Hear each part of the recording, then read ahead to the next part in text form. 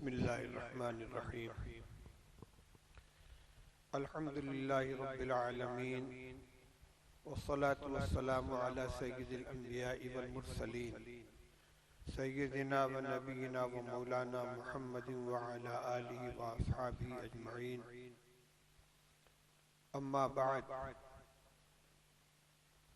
فعن ابی ہریرہ رضی اللہ تعالی عنہ ان رجلا قال للنبي صلى الله عليه وسلم اوصني قال لا تغضب فردد ذلك مرارا قال لا تغضب رواه البخاري.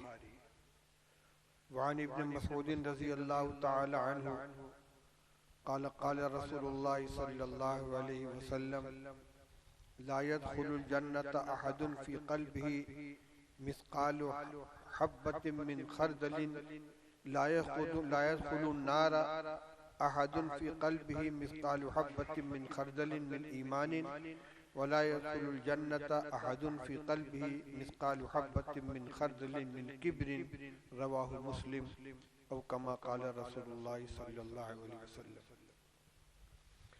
بزرگان محترم،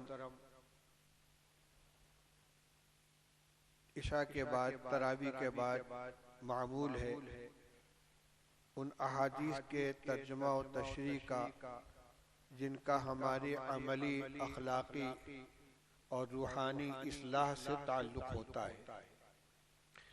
آج کے درس کے لیے جو عنوان اختیار کیا ہے وہ ہے باب الغضب والکبر، غصہ اور تکبر کا بیان. وقفے سے 1-2 سال کے بعد اس کا اعادہ کیا جاتا ہے. وجہ یہ ہے کہ یہ بیماری ہمارے اندر بہت زیادہ عام ہے. غصے کی عام طور سے شکایت ہے اور محسوس یا غیر محسوس طریقے پر تکبر کی بیماری بھی ہمارے اندر پائی جاتی ہے. اس لیے ان دونوں بیماریوں کے سلسلے میں حضرت نبی کریم صلی اللہ تعالی علیہ وسلم کے جو ارشادات ہیں جس میں ان کے نقصانات کو بیان کیا گیا ہے اور اس کے ساتھ علاج بھی بیان کیا گیا ہے، ان کا تکرار اور ان کا اعادہ انشاءاللہ ہمارے لیے مفید ہوگا. اس باب میں 2 چیزوں کو ایک ساتھ ذکر کیا ہے، ایک غصہ اور ایک تکبر. ان دونوں کے اندر ربط ہے. تکبر ہی اصل میں غصے کی بنیاد بنتا ہے. عام طور پر غصہ کس لیے آتا ہے؟ آدمی یہ محسوس کرتا ہے کہ میرے ساتھ وہ معاملہ نہیں کیا گیا جس کا میں مستحق ہوں، میری شان کے خلاف، میرے رتبے کے خلاف، میری حیثیت کے خلاف میرے ساتھ سلوک کیا گیا ہے. گویا وہ اپنے کو بڑا سمجھ رہا ہے اور جو مقام اپنے ذہن میں اپنا بنا رکھا ہے اس کے مطابق معاملہ نہیں ہوا تو ناراضگی ہوتی ہے. تو غصے کے اسباب میں ایک بڑا سبب اپنے آپ کو بڑا سمجھنا بھی ہے. اسی لیے مشترک طور پر اس باب میں وہ روایتیں بھی ذکر کی گئی ہیں جس میں غصے کی خطرناکی اور کو بیان کیا گیا ہے اور ان روایات کو بھی بیان کیا گیا جس میں تکبر کی شناعت و قباحت کو ذکر کیا گیا ہے. میں کوشش کروں گا کہ زیادہ سے زیادہ روایات کا ترجمہ مختصر سی تشریح کے ساتھ آپ کے سامنے آ جائے.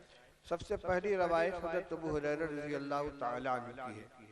فرماتے ہیں کہ ایک صاحب نے رسول اللہ صلی اللہ علیہ وسلم سے یہ درخواست کی، یا رسول اللہ مجھے کچھ نصیحت فرما دیجیے، اوصنی، مجھے نصیحت فرما دیجیے. یہ درخواست کرنے والے کون صاحب تھے؟ ابو ہریرہ رضی اللہ تعالی عنہ نے نام ذکر نہیں کیا ہے، لیکن شارحین ان کے نام کے سلسلے میں جو مختلف اقوال ہیں ان کو ذکر کر رہے ہیں. بعض لوگ کہتے ہیں کہ سوال کرنے والے حضرت ابو الدرداء رضی اللہ تعالی عنہ تھے. کسی نے حضرت عبداللہ ابن عمر رضی اللہ عنہ کا نام لیا، کسی نے حضرت حارثہ ابن قدامہ رضی اللہ عنہ کا نام لیا، کسی نے حضرت سفیان ابن عبداللہ ثقفی رضی اللہ عنہ کا نام لیا. بہرحال جو بھی ہو صحابی ہیں ان کو فکر تھی کہ رسول اللہ صلی اللہ علیہ وسلم ہمیں کچھ ہدایت دے، نصیحت فرمائے اور ہم اس کے اوپر عمل کریں. نبی کریم صلی اللہ علیہ وسلم کے ارشادات بڑے جامع ہوا کرتے تھے، جوامع الکلم. آپ نے مختصر سے ایک لفظ لا تغضب، غصہ مت کیا کرو. ہو سکتا ہے کہ آپ نے ان کے اندر اس بیماری کو خاص طور سے محسوس کیا ہو کہ ان کے دیگر روحانی یا عملی امراض کی بنیاد ان کا غصہ ہے. اس لیے اگر اس ایک چیز کے اوپر ان کو کنٹرول ہو جائے تو بہت سی چیزوں سے انشاءاللہ خود بخود نجات حاصل ہو جائے گی. آپ نے فرمایا غصہ مت کیا کرو، لا تغضب. فردد ذالک مرارا، انہوں نے اپنی درخواست بار بار دہرائی. حضرت کچھ اور نصیحت فرما دی، فرمایا غصہ مت کیا کرو. کہ حضرت کچھ اور نصیحت فرما دی، فرمایا غصہ مت کیا کرو. بار بار یہی جواب آپ نے دیا، جس سے یہ معلوم ہوتا ہے کہ یہ ایک دوا بہت سی بیماریوں کا علاج ہے کہ اپنے غصے کے اوپر آدمی کنٹرول کر لے، قابو پا لے. دینی اعتبار سے، دنیاوی اعتبار سے کتنی مصیبتیں آتی ہیں اور آدمی اس کا شکار ہو جاتا ہے. ابھی چند روز پہلے کی بات ہے، ایک ڈاکٹر کے یہاں بیٹھے ہوئے تھے، بات ہو رہی تھی. غیر مسلم ڈاکٹر، اس نے بات کہی بڑے پتے کی. اس نے کہا کہ 10 سیکنڈ کا مسئلہ ہوتا ہے، صرف 20 سیکنڈ کا. جس وقت آدمی کو غصہ آئے، اگر 20 سیکنڈ اپنے اوپر کنٹرول کر لے تو بہت سے نقصان سے بچ جائے گا. آدمی خودکشی کا ارادہ کرتا ہے، دوڑا، چھت کے اوپر گیا، کود پڑا. اگر اس کنارے جا کر 10 منٹ 10 سیکنڈ رک جائے، 20 سیکنڈ رک جائے، جذبہ ٹھنڈا ہو جائے گا. کسی کو دوڑایا، ریوالور دکھلائی، چھرا تان لیا، حملہ کر دیا. اگر 20 منٹ 20 سیکنڈ رک جائے اور سوچ لے کہ میں کیا کرنے جا رہا ہوں، غصہ تھم جائے گا. اور میں آگے بڑھ کر کہوں، بیوی سے لڑائی ہو گئی، میاں جی کو غصہ آ گیا اور غصے میں بے قابو ہو کر ایک ساتھ 3 طلاق دے دی. اگر اس وقت اپنے غصے کے اوپر تھوڑی دیر کے لیے کنٹرول کر لیں، قابو پا جائیں، گھر برباد ہونے سے بچ جائے گا. یہاں تک کہ حضرت تھانوی رحمۃ اللہ علیہ فرماتے ہیں کہ اگر کوئی غلطی کرے تو مجرم کو سزا فوراً نہیں دی جائے گی، بلکہ ذرا ٹھہر جاؤ. اس لیے کہ جب پتا چلا کہ فلاں نے یہ غلطی کی ہے، اس وقت غصہ پورے عروج کے اوپر ہے، فوراً جو سزا دو گے وہ اعتدال سے آگے بڑھ جائے گی. اس لیے ٹھنڈے ذرا سا ٹھہر جاؤ. تھوڑی دیر ٹھہرو گے تو اعتدال پیدا ہوگا کہ اس کا جرم کتنا بڑا ہے، قابل معافی ہے یا قابل سزا ہے. سزا دینی ہے تو کتنی سزا دی جائے، اور اگر غصے کے عالم میں اقدام کر بیٹھے پھر اعتدال نہیں رہے گا. تو بہت سی چیزیں ہیں کہ جو نقصان ہمیں غصے میں بے قابو ہونے کی بنا پر ہو جاتا ہے. اس لیے رسول اللہ صلی اللہ علیہ وسلم نے ارشاد فرمایا غصہ مت کرو. اور ہر درخواست پر اسی کا اعادہ کا مطلب یہ ہوا کہ بہت سی پریشانیوں سے نجات صرف ایک چیز کے ذریعے مل جائے گی کہ تم اپنے غصے پر قابو پا لو. اسی مضمون کو دوسری روایت میں بڑے حکیمانہ طور پر بیان فرمایا آپ نے. وعنہ قال قال رسول اللہ صلی اللہ علیہ وسلم، پانی رکھ دو یہاں پر.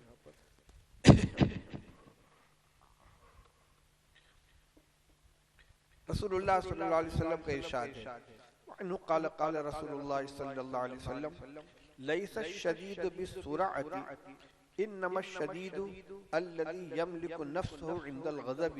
متفق علیہ. ابو ہریرہ رضی اللہ تعالیٰ عنہ کی روایت ہے، فرماتے ہیں کہ رسول اللہ صلی اللہ علیہ وسلم نے ارشاد فرمایا کہ پہلوان پچھاڑنے سے نہیں ہوتا.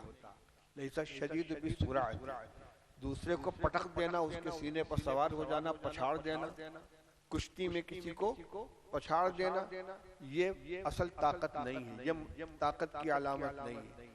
نہیں پہلوانی ہے، نہیں طاقت ہے، مضبوطی ہے پچھاڑنے کے ذریعے. انما الشدید الذی یملک نفسہ عند الغضب، حقیقی پہلوان وہ ہے کہ جو غصے کے وقت اپنے نفس کے اوپر قابو پا لے. یہ رسول اللہ صلی اللہ علیہ وسلم کا ارشاد ہے. فارسی پڑھنے والے یہاں موجود ہیں. گلستان میں شیخ سعدی رحمۃ اللہ علیہ نے اسی مضمون کو ادا کیا ہے.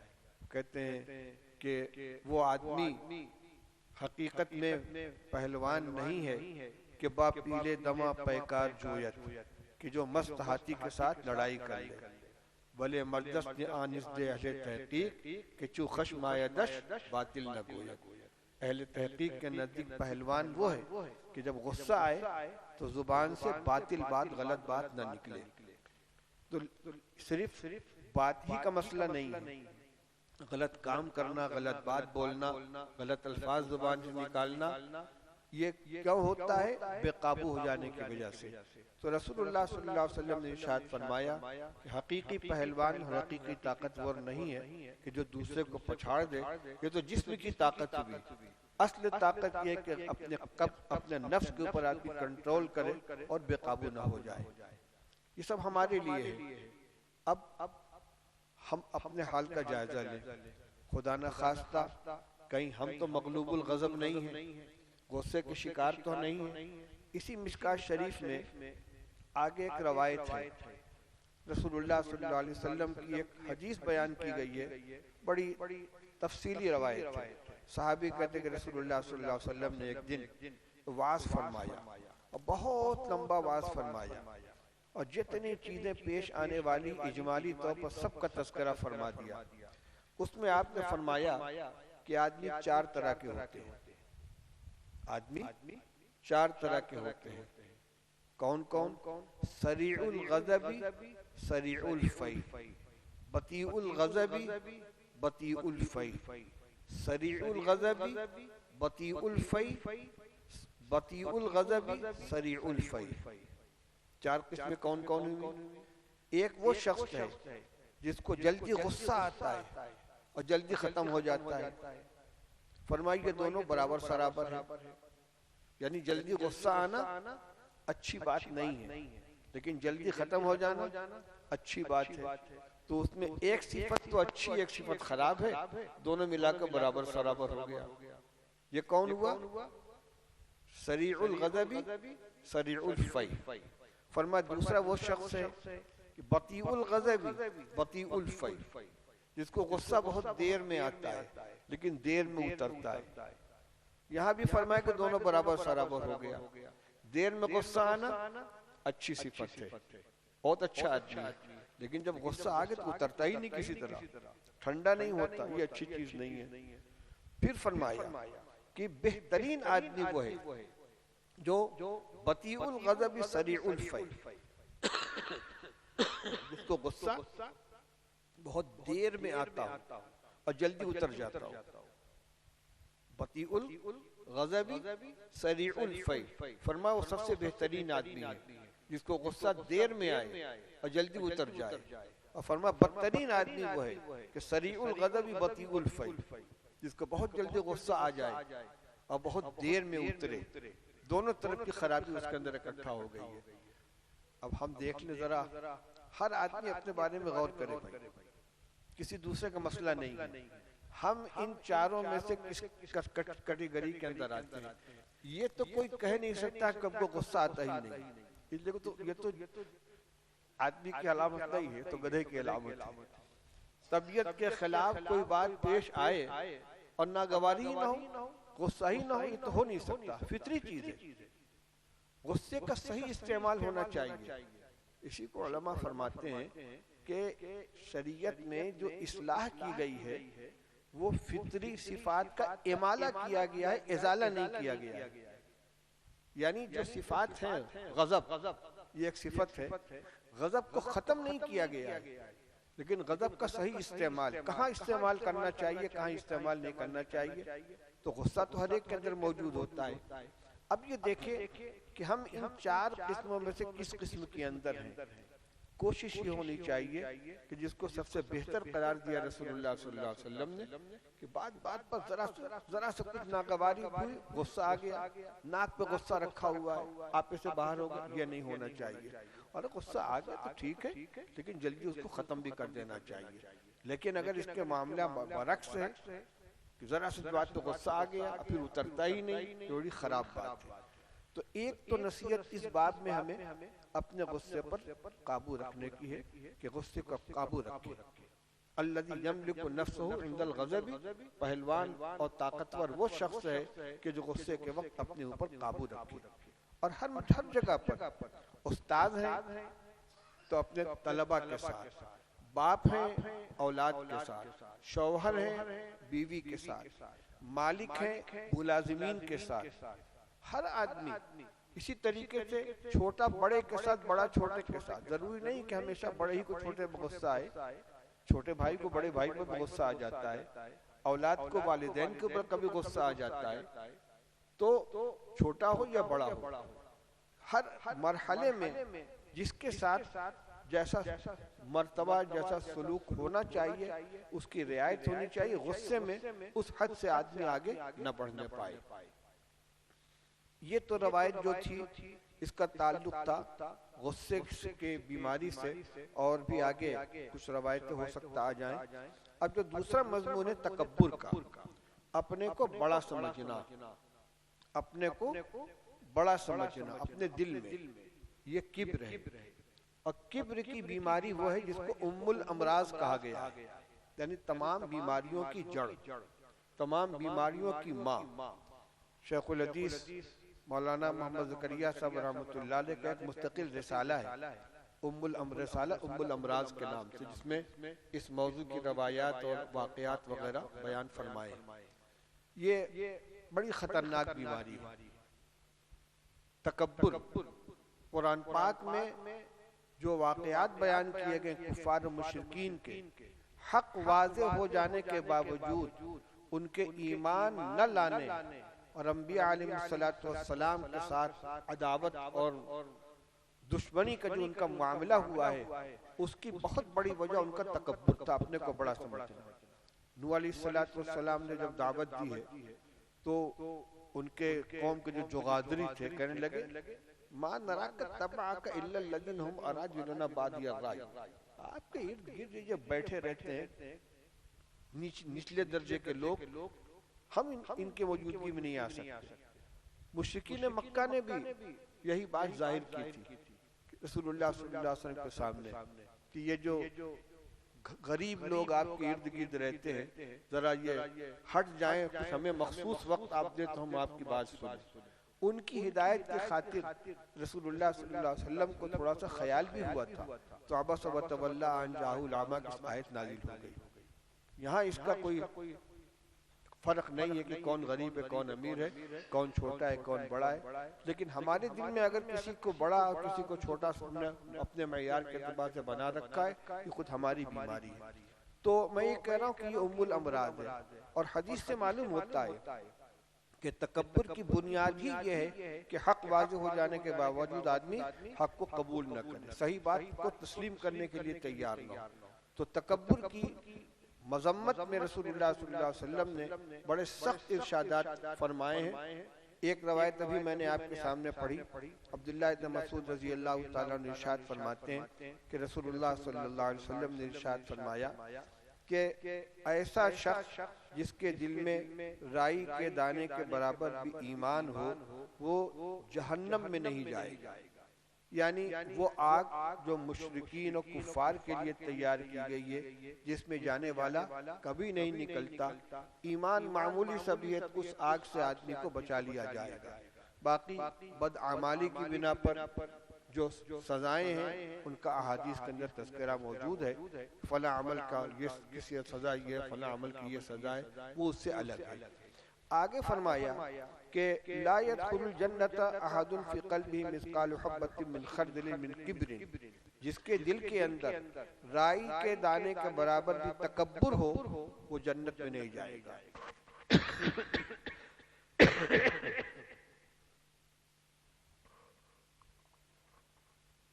علماء تعویل کرتے ہیں تشریح میں، اس کا مطلب یہ ہے کہ اول وہلے میں جنت میں نہیں جائے گا، سزا بھگتنے کے بعد جائے گا، اعلیٰ درجے کی جنت میں نہیں جائے گا. لیکن یہ سب تعویلات ہیں. خود رسول اللہ صلی اللہ علیہ وسلم کا ارشاد کتنا سخت ہے، اس کے الفاظ پہ غور کرنا چاہیے. یعنی تکبر لے کر وہ جنت میں نہیں جا سکتا، اتنا معلوم ہو گیا.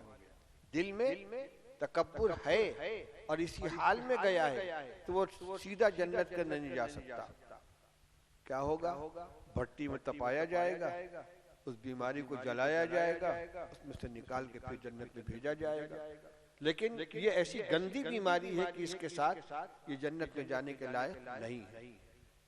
دوسری روایت میں رسول اللہ صلی اللہ علیہ وسلم نے یہی مضمون ارشاد فرمایا، لا يدخل الجنت من كان في قلبه مثقال ذرة من کبر، کہ وہ شخص جنت میں نہیں جائے گا جس کے دل کے اندر ذرہ کے برابر بھی، چیوٹی کے وزن کے برابر بھی تکبر ہو۔ ذرہ کا لفظ عربی میں دو معنی میں استعمال کیا جاتا ہے، یہ جو ہوا کے اندر باریک باریک ذرات اڑتے ہیں ان کو بھی کہتے ہیں، اور سرخ چیوٹی کو بھی ذرہ کہا جاتا ہے۔ تو سرخ چیوٹی کتنی بڑی ہوتی ہے، اس کے وزن کے برابر بھی اگر دل میں تکبر ہے، فرمایا ایسا شخص جنت میں نہیں جائے گا۔ اللہ جزائے خیر عطا فرمائے۔ صحابہ کرام رضی اللہ تعالیٰ عنہ کو ایسے مواقع پر انہوں نے ہمارے مسائل حل کیے ہیں۔ فرماتے ہیں کہ فقال رجل، ایک صاحب نے عرض کیا کہ ان الرجل يحب ان يكون ثوبه حسنا ونعله حسنا، حضرت آدمی یہ پسند کرتا ہے کہ اس کا کپڑا اچھا ہو، اس کی چپل اچھی ہو، کیا یہ بھی تکبر میں شامل ہے؟ اچھا کپڑا پہننا، اچھا جوتا پہننا، یہ تکبر میں شامل ہے؟ یہ ایک فطری خواہش ہوتی ہے کہ اچھا لباس پہنوں، اچھی چیز استعمال کروں۔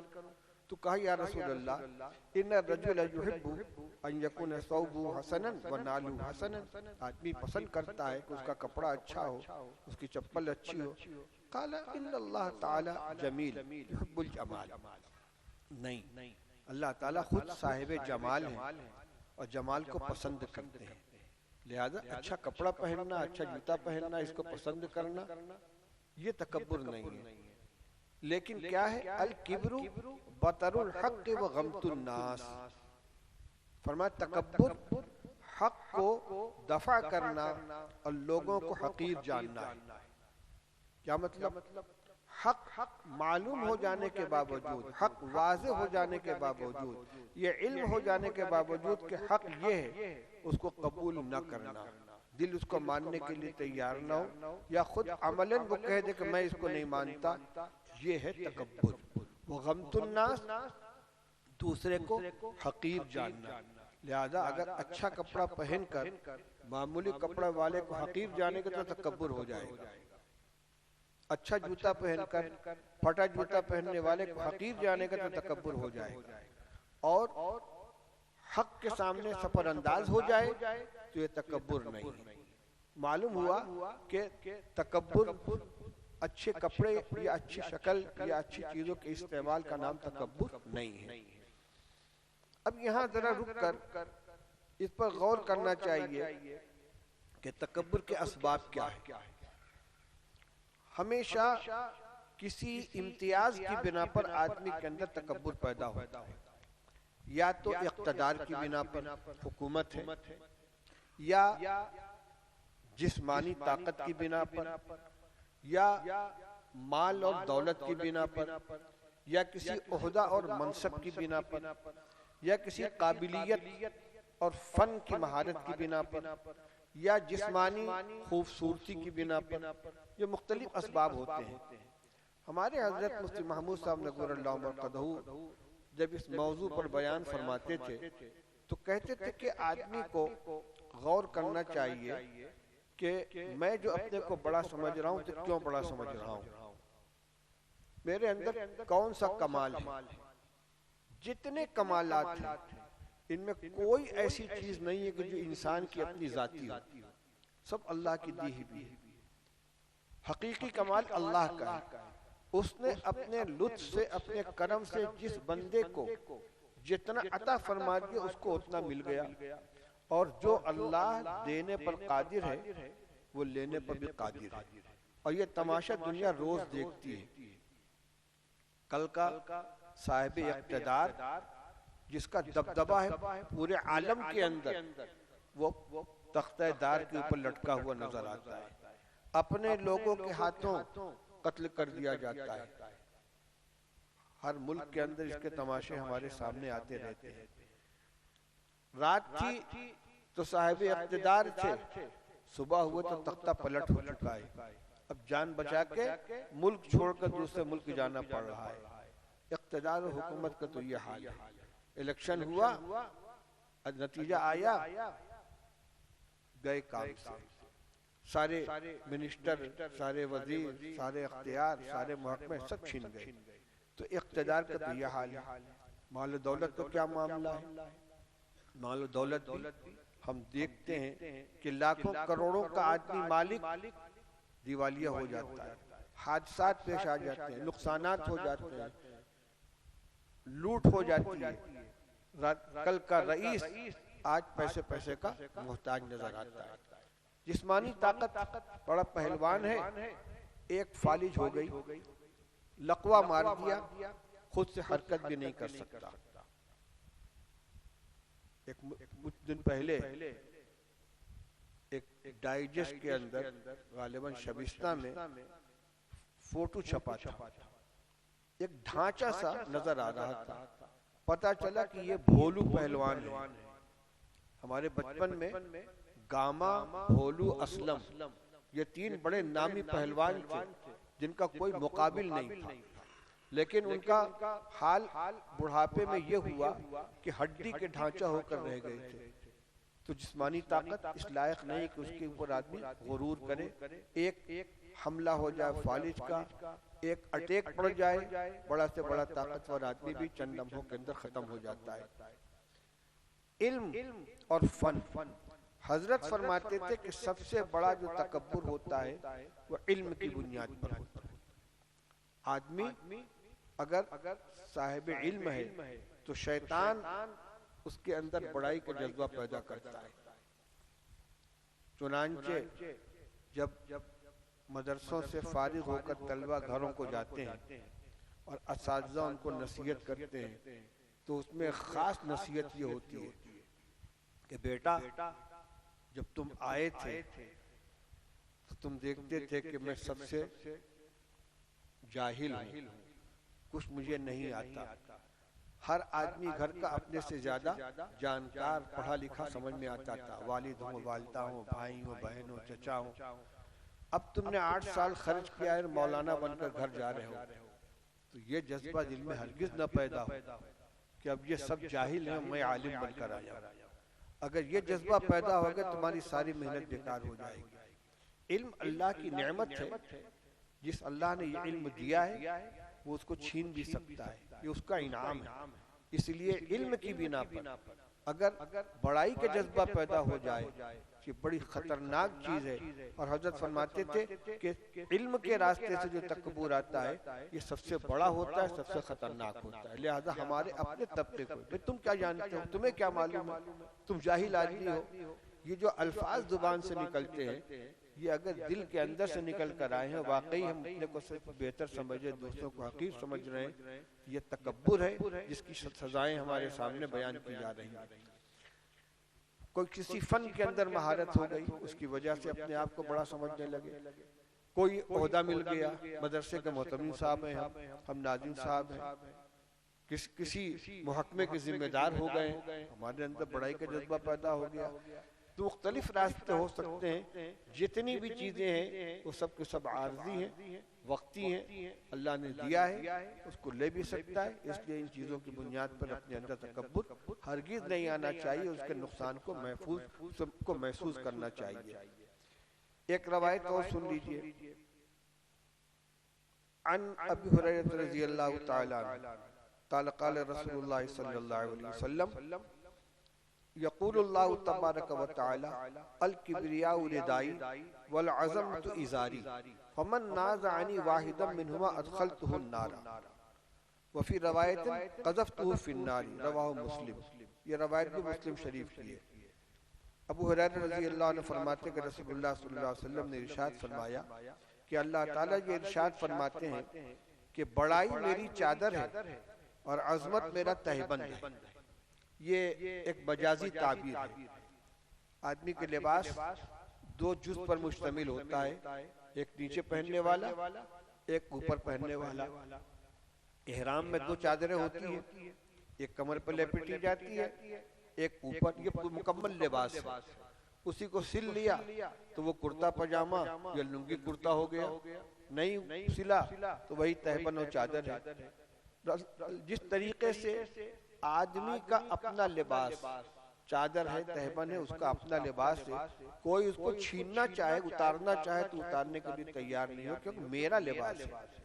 اللہ تعالیٰ فرماتے ہیں جس طریقے سے آدمی کا اپنا لباس ہوتا ہے، کوئی اس کو چھیننا چاہے تو دینے کے لیے تیار نہیں ہوتا، اسی طریقے سے عظمت و کبریائی، بڑائی میری خاص صفت ہے، اس میں کوئی شریک نہیں ہے، تنہا میں بڑا ہوں۔ اگر کوئی مجھ سے اس عظمت و کبریائی کو چھیننا چاہے کہ میں بڑا ہوں، تو میں اس کو جہنم میں داخل کر دوں گا، میں اس کو جہنم میں پھینک دوں گا، ادخلتہ فی النار یا قذفتہ فی النار۔ ہر صفت کے اندر بہت سی صفات اللہ کی وہ ہیں جس کے اندر بندوں کی شرکت ہو سکتی ہے۔ اللہ تعالیٰ رحیم ہے، بندوں کو بھی رحم کرنے کا حکم ہے، شفیق ہے، بندوں کو بھی شفیق ہونا چاہیے، لیکن عظمت و کبریائی اللہ کی وہ صفت ہے کہ جس میں کوئی شرکت نہیں ہے۔ کوئی بڑا بننا چاہے گا، اللہ تعالیٰ فرماتے اس کو گویا میری صفت کو چھیننا چاہتا ہے، میں اس کو جہنم کے اندر داخل کر دوں گا۔ فرماتے ہیں ان سلمۃ بن الاکوع رضی اللہ تعالیٰ عنہ قال قال رسول اللہ صلی اللہ علیہ وسلم لا يزال الرجل يذهب بنفسه حتى يكتب في الجبارين فيصيبه ما اصابهم رواہ الترمذی۔ رسول اللہ صلی اللہ علیہ وسلم نے ارشاد فرمایا کہ آدمی برابر اپنے کو بڑھاتا رہتا ہے، یعنی اپنے کو بڑا سمجھتا ہے اور اس سلسلے میں آگے بڑھتا رہتا ہے، یہاں تک کہ اللہ تعالیٰ کے یہاں اس کا نام جبارین میں لکھ دیا جاتا ہے، اور پھر اس پر وہ مصیبتیں آتی ہیں، وہ عذاب آتا ہے جو جبارین کے اوپر اللہ تعالیٰ بھیجا کرتے ہیں۔ اب ایک دو روایت غصے کی حالت میں کرنا کیا چاہیے، علاج پوچھتے ہیں لوگ، جو غصہ بہت آتا ہے کیا کروں، تو اس پر سب لوگوں نے لکھا ہے۔ امام غزالی رحمۃ اللہ علیہ نے احیاء العلوم میں اس پر اچھی خاصی بحث کی ہے، اور اسی مضمون کو ہمارے اکابر اپنے مکتوبات کے اندر ذکر کرتے ہیں۔ حضرت شیخ رحمۃ اللہ علیہ کے مکتوبات میں بھی ہے، حضرت مفتی محمود صاحب رحمۃ اللہ علیہ کے مکتوبات میں بھی ہے کہ غصے کا دو علاج ہے، ایک فوری علاج ہے اور ایک مستقل علاج ہے۔ جب آدمی کو غصہ آئے تو فوری طور پر کیا علاج کرنا ہے، روایت سنیے۔ عن عطیہ بن عروۃ السعدی قال قال رسول اللہ صلی اللہ علیہ وسلم ان الغضب من الشیطان وَإِنَّ الشَّيْطَانُ خُلِقَ مِنَ النَّارِ وَإِنَّمَا يُطْفَأُ النَّارُ بِالْمَاءِ فَإِذَا غَضِبَ أَحَدُكُمْ فَلْيَتَوَضَّأْ۔ رسول اللہ صلی اللہ علیہ وسلم نے ارشاد فرمایا کہ غصہ شیطان کے اثر سے آتا ہے، اور شیطان آگ سے بنایا گیا ہے، اور آگ پانی سے بجھائی جاتی ہے، لہذا جب تم میں سے کسی کو غصہ آئے تو اسے چاہیے کہ وضو کر لے۔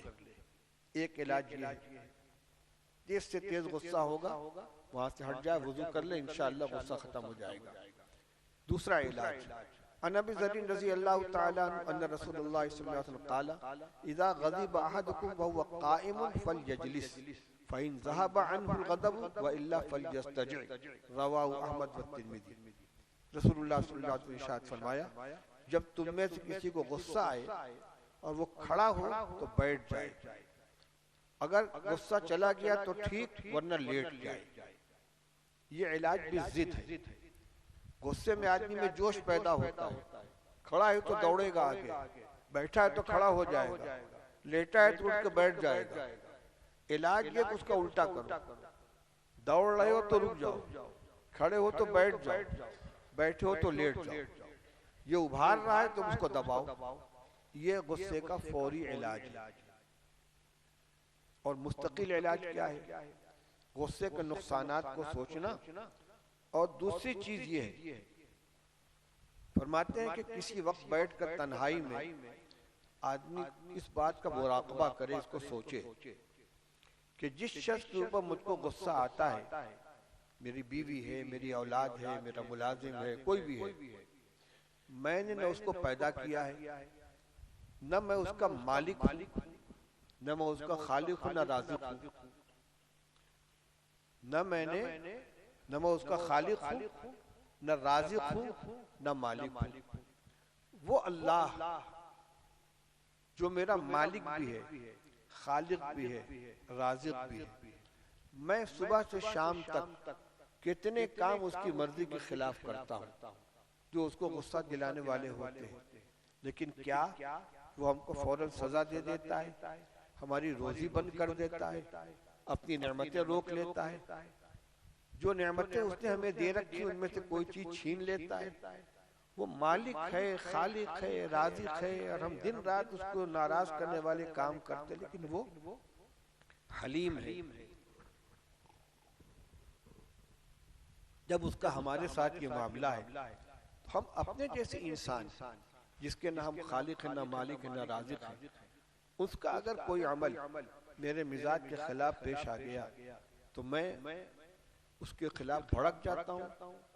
اگر یہی معاملہ اللہ تعالیٰ میرے ساتھ کرنے لگے کہ تو نے میرے بندے کے ساتھ، میری مخلوق کے ساتھ اپنی مرضی کے خلاف کام ہونے پر جو معاملہ کیا ہے وہی میں تیرے ساتھ کروں گا، تو پھر ہمارا کیا ٹھکانہ ہوگا؟ جو آدمی غصے کا مریض ہو اسے روزانہ بیٹھ کر تھوڑی دیر اس مضمون کو سوچنا چاہیے۔ اور ایک وہ بات جو میں نے درمیان میں شروع میں کہی تھی کہ غصے کے تقاضے پر فوری عمل نہیں ہونا چاہیے، ٹھہر جائے گا۔ یہ جو کیا وہ یہ علاج وہی ہے کہ کھڑا ہوا تو بیٹھ جائے، بیٹھا ہوا تو لیٹ جائے، فوری تقاضے پر عمل نہیں نہ ہوا۔ غصہ جب جوش کے اوپر ہو اس وقت میں آدمی جو عمل کرے گا وہ نقصان دہ ہوگا، اور تھوڑا سا اگر توقف کر لے اور انجام کے بارے میں سوچ کے میں کیا کر رہا ہوں، جیسے میں نے طلاق کی مثال دی، بہت غصہ آیا، زبان سے طلاق کا لفظ نکالنے سے پہلے اس کے انجام کو سوچ لے کہ کیا ہوگا اس کے بعد، دوڑیں گے مفتی صاحب کوئی راستہ نکال دیجئے، گھر والے بھی پریشان ہیں، بچے بھی پریشان ہیں، میاں بیوی دونوں پریشان ہیں۔ یہ ایک سیکنڈ کا غصہ تھا جس نے اس انجام تک پہنچا دیا۔ اس لیے غصے کے حالت میں کوئی کام نہ کرے آدمی، فوراً اپنے کو کنٹرول کر لیا۔ یملک نفسہ کا یہی مطلب ہے کہ غصے کے حالت میں کوئی کام نہ کرے، قابو رکھے اپنے آپ کو، نہ حرکت کرے، نہ زبان سے کوئی کام کرے، نہ ہاتھ سے کوئی کام کرے، نہ کوئی عمل کرے، ٹھہر جائے ذرا سا، قابو رکھے اپنے اوپر۔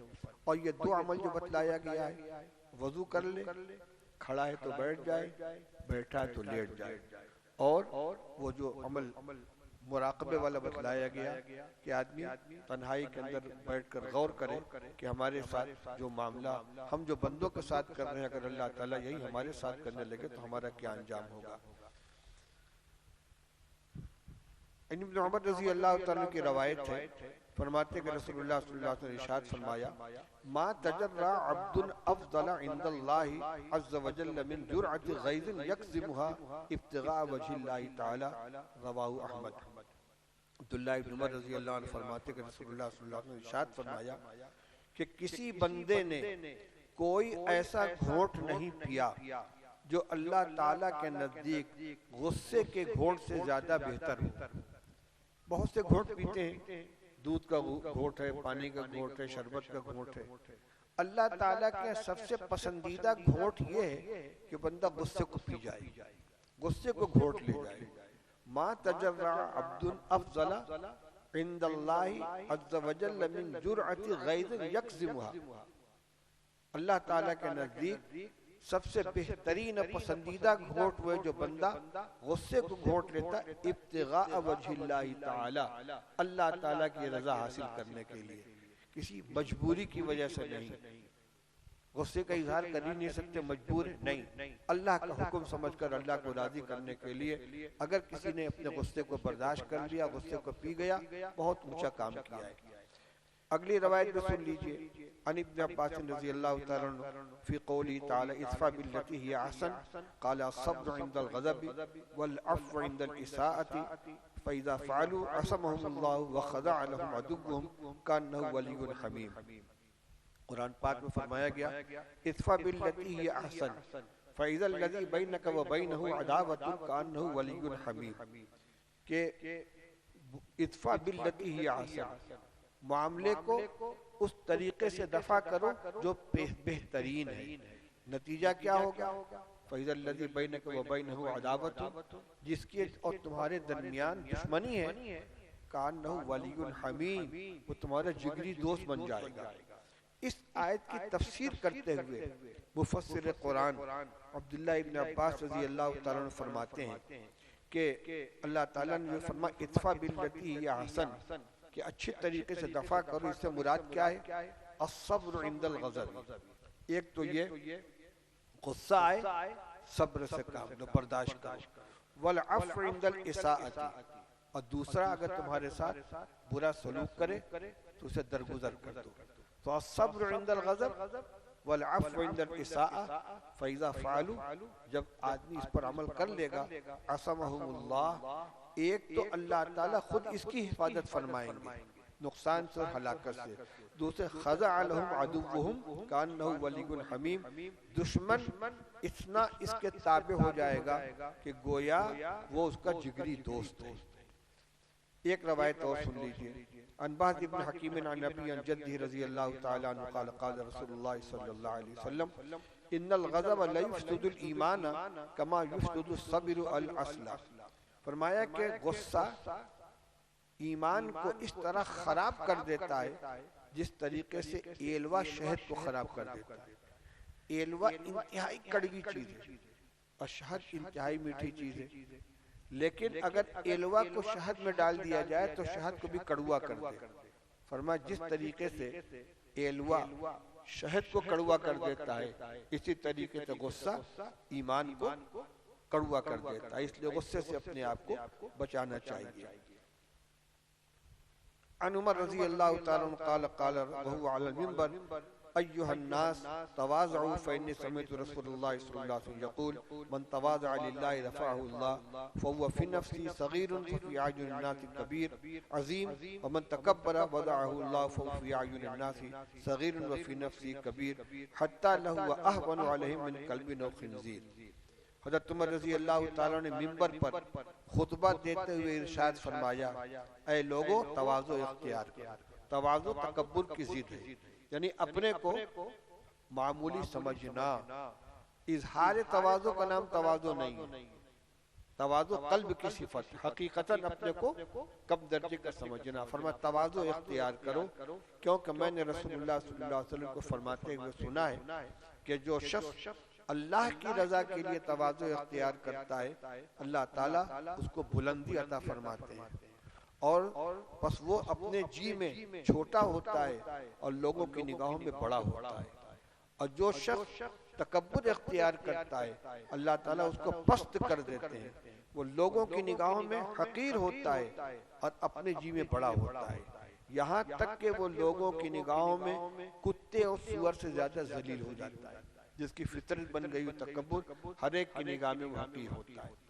تو آج کے درس میں ہمارے سامنے دو بیماریوں کا ذکر آیا، ایک غصہ اور ایک تکبر، اور ان دونوں کا علاج کہ اس سے ہم کو اپنے آپ کو کس طریقے سے بچانا چاہیے. اللہ تعالی ہمیں اس کی توفیق عطا فرمائے. وآخر دعوانا الحمدللہ رب العالمین.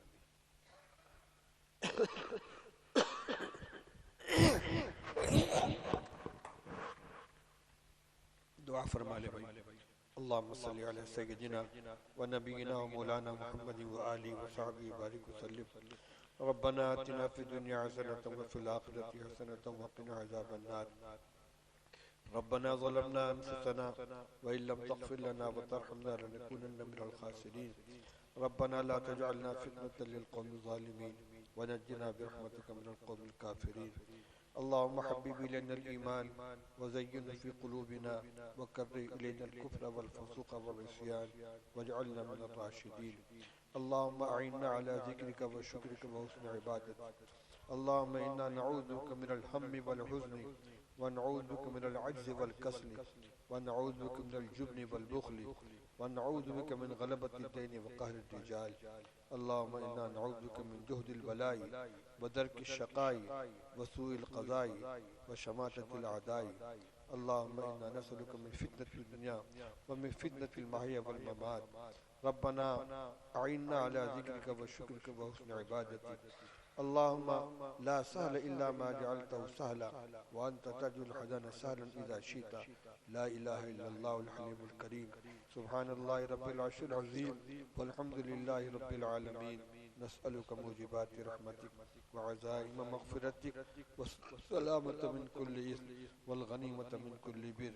لا تدع لنا ذنبا إلا غفرته ولا هما إلا فرجته ولا كربا إلا نفسته ولا ضرا إلا كشفته ولا حاجة من حوائج الدنيا والآخرة هي لك رضا إلا قضيتها يا أرحم الراحمين. إليك ربي فحببنا وفي أعين الناس فعظمنا ومن سيء الأخلاق فجنبنا وعلى صالح الأعمال فقومنا وعلى صراطك المستقيم فثبتنا وعلى أعدائك أعداء الإسلام والمسلمين فانصرنا. اللهم إنا نسألك الهدى والتقى والعفاف والغنى. اللهم إنا نسألك العفو والعافية والمعافاة الدائمة في الدنيا والآخرة. اللهم إنك عفو كريم تحب العفو فاعف عنا يا كريم. رب اجعلني مقيم الصلاة ومن ذريتي ربنا وتقبل دعاء. ربنا اغفر لي ولوالدي وللمؤمنين يوم يقوم الحساب. رب اغفر وارحم واعف وتكرم وتجاوز ما تعلم إنك أنت الأعز الأكرم. رب اغفر وارحم وأنت خير الراحمين. اللهم إنا نستغفرك من جميع الذنوب والخطايا ونتوب إليك. نستغفرك اللهم من جميع الذنوب والخطايا ونتوب إليك.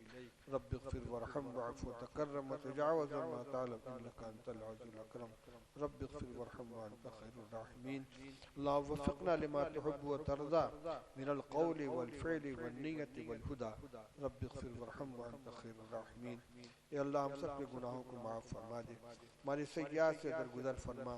اے اللہ ہمیں اخلاق حمیدہ عطا فرما، اخلاق سیئات سے ہمیں پاک فرما دے. اے اللہ ہمیں قناعت کی دولت عطا فرما، صبر کی دولت عطا فرما، توکل کی اور صبر کی دولت عطا فرما، تواضع سے ہمیں مالا مال فرما.